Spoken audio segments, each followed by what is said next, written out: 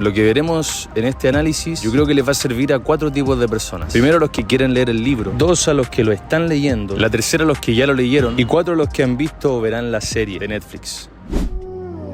Muchos años después, frente al pelotón de fusilamiento, el coronel Aureliano Buendía había de recordar aquella tarde remota en que su padre lo llevó a conocer el hielo. Esta tarea es difícil porque estoy intentando resumir un siglo. 100 años de soledad reúne una gran historia, la vida, la obra y la muerte de la familia Buendía y de los habitantes de Macondo. Desde el traslado, el éxodo de José Arcadio Buendía, su esposa Úrsula Iguarán y personas que se convertirían en fundadores y habitantes de Macondo. Tenemos una cronología que linealmente se extiende desde el traslado hasta la catástrofe. Ya veremos cuál es. No hay mucho que mencionar sobre esto, al igual que Casa de los Espíritus y Pedro Páramo. 100 años de soledad es una gran historia donde suceden cosas que no suceden en la realidad. Personajes que vuelven a la vida, que no mueren, sino que acompañan a los vivos. Bebés con cola de cerdo. A una muchacha se la lleva el viento y no aparece más. Una lluvia se prolonga por más de 4 años. Al mismo bebé con cola de cerdo se lo llevan las hormigas para quizás qué. Personajes mueven cosas con la mente. Y como estas muchas otras cosas que claramente no tienen lugar en el mundo cotidiano que tú y yo vivimos. Finalmente, el realismo mágico es la integración de esos hechos mágicos, esas cosas extraordinarias, fantásticas, en un contexto real, en un contexto cotidiano. García Márquez lo fusiona de forma espléndida, de tal modo que uno, como si fuese un niño, escuchando la historia que le están contando antes de dormir, se lo creyera completamente.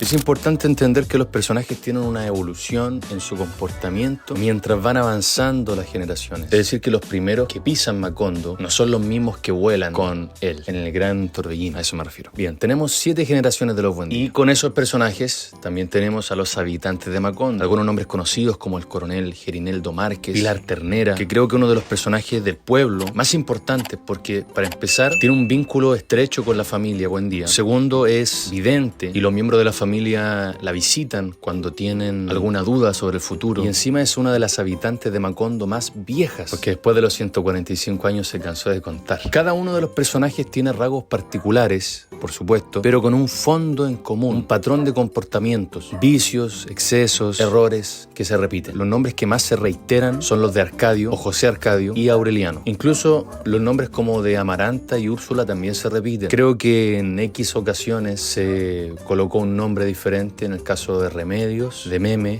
llamada Renata. Esas fueron como la única ocasión en las que se salieron de la costumbre de llamar de la misma forma a sus hijos. Pero el caso de los Aurelianos y los José Arcadio es muy interesante porque ambos, por separado, tenían características distintas. Los Aurelianos, por ejemplo, eran retraídos, de mentalidad lúcida, callados, pero había algo en sus ojos que decía que sabían más de lo que aparentaban. Los José Arcadio, por otra parte, eran sociales, impulsivos, emprendedores, parranderos, más extrovertidos. Uno de los episodios más insólitos del libro sucedió en la 4ª generación, donde tenemos a 2 hermanos, José Arcadio II y Aureliano II. Se parecían demasiado, tanto así que hasta su madre llegaba a confundirlos. Su madre y, por supuesto, el resto de la familia. Entonces a Aureliano II varias veces le llamaron como José Arcadio. Confundidos en vida, a ambos le llamaron con el nombre del otro. Por ende, al que llamaban José Arcadio II mantenía características de todo Aureliano. Tenía una afición por la guerra, por inquirir en los libros de Melquiades, era retraído, era despierto mentalmente. En cambio, el que llamaban Aureliano II le encantaba la parranda. Era multimillonario, era un emprendedor y era mucho más extrovertido. Lo insólito está es que en la hora de la muerte le cambian las lápidas y vuelven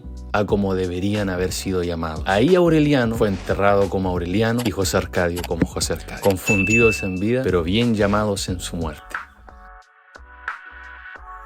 Hay una parte donde escribí mis escenas favoritas, que son más de 5, pero quise, en orden de aparición, mencionárselas para ver si ustedes se animan a compartir abajo en los comentarios cuáles son su top 5, top 3 o la escena que más les marcó del libro. En orden de aparición, para mí el arranque del texto es una cosa pero exquisita de leer a nivel literario. Ese flashback que hace García Márquez sobre la vida del coronel Aureliano Buendía es maravilloso. Siento que ese vistazo hacia el futuro que nada más leemos en el primer capítulo nos mete en la historia y nos hace hace leer el por qué este personaje, que aún no conozco, se ve en esa situación, frente a un pelotón de fusilamiento. En segundo lugar, el fusilamiento de Arcadio. Para mí esta escena nos da a entender que aún el más malo de los malos puede arrepentirse de sus errores y bueno, también sufrir las consecuencias. Hay un momento donde él está esperando a que lo fusilen, él baja la cabeza y dice: olvidé decir que si nace mujer, su hijita que esperaba con Santa Sofía de la Piedad le pusieran remedios.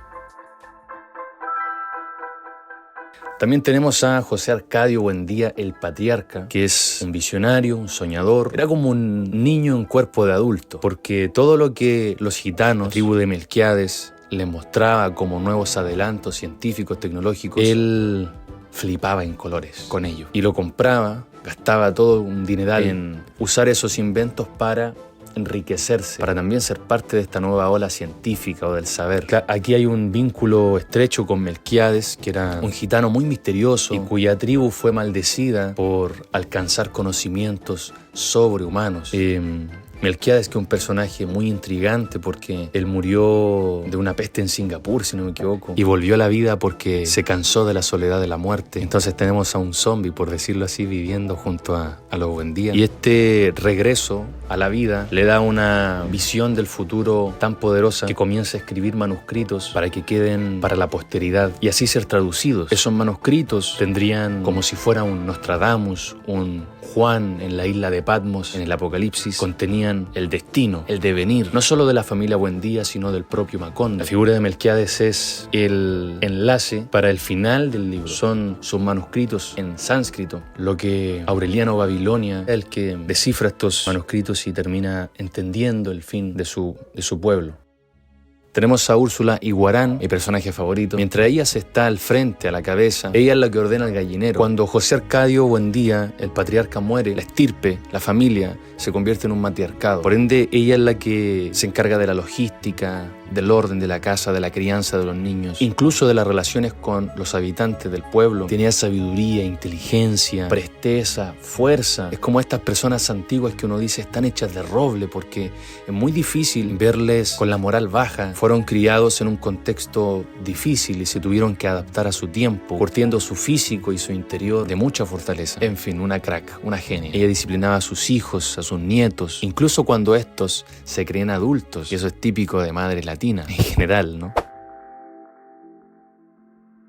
Después de leer varios artículos de la obra, ver un par de videos en YouTube, creo que tengo una clave para entender mucho mejor el libro. Imaginemos el entramado de la historia del libro como un gran círculo. Ahora, desde el centro, dibuja una espiral que cada vez va creciendo como un agujero negro. Desde el inicio de esa espiral hasta su final, en el límite del círculo, hay un siglo, 100 años. Vemos la historia desde su origen, con personajes como José Arcadio Buendía, Úrsula Iguarán y los fundadores de Macondo, hasta el último de los aurelianos, Aureliano Babilonia, y su hijo que nació con cola de cerdo. ¿Por qué coloco esa imagen mental de la espiral? Primero, porque el tiempo dentro de la historia marcha en círculos, es cíclico. Las cosas se repiten, se destruyen para volver a construirse. Y segundo, por una ironía que encontré mientras estaba escribiendo para este video, y es que las vidas, las historias, las acciones forman una espiral que va creciendo, como si fuera un torbellino. ¿Y dónde está la ironía? Alerta de spoiler, es que Macondo es destruido por un gran viento, por un torbellino apocalíptico.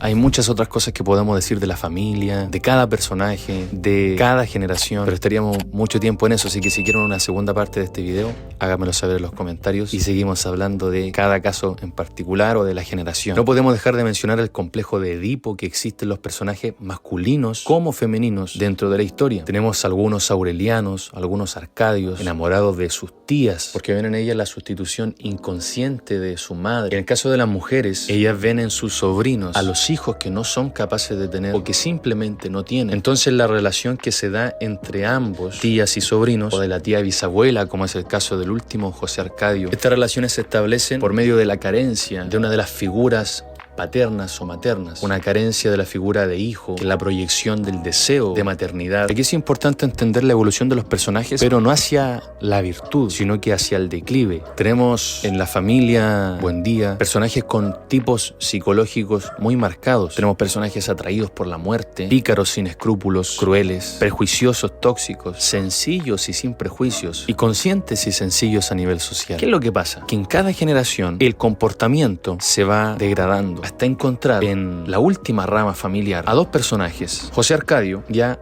Aureliano Babilonia. José Arcadio, con este complejo de Edipo que desarrolla hacia su tía bisabuela, dada la falta de ella, porque muere en algún momento de la historia, compensa esos deseos con la pederastia. La interpretación psicológica es que ve en los niños al niño que él nunca quiso dejar de ser. Y tenemos a Aureliano Babilonia, que finalmente consigue una relación edípica con su tía Amaranta Úrsula. Es decir, antes era solo un complejo, solo un pensamiento. En el final de la historia, este vicio y comportamiento retorcido termina por llevarse a cabo.